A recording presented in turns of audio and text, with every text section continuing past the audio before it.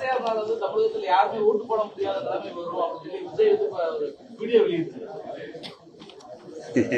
இவ்வளவு பெரிய அரசாங்கம் இருக்கு. 6 லட்சம் ஒவ்வொரு பூத்துக்கும் ஒரு ஆளு அரசு சார்பா பிஎல்ஓ போட்டிருக்காங்க. ஒரு 68,000 பேர் போட்டிருக்காங்க.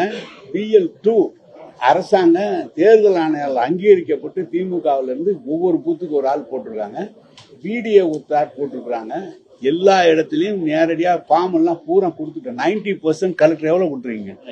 90% ஃபார்ம் எல்லாம் போயிடுச்சு. இன்னும் இருக்கிறது 17-18 நாள் இருக்கு.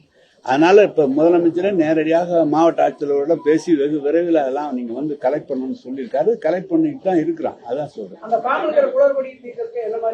என்ன குளறுபடி இருக்கு சொல்லுங்க சார். 2000 சொல்றாங்க 2002 வாக்காளர் பட்டியலில் இருக்கிற பேர், அந்த வாக்காளர் பட்டியலில் குடும்பத் தலைவர் பேர் இருந்தா அந்த குடும்பத்தில் இருக்கிற மெம்பர் எல்லாரும் சேர்ந்துக்கலாம். அதை எழுதி கொடுத்து போட்டோ ஒட்டி கொடுத்தா சேர்ந்துக்கலாம்.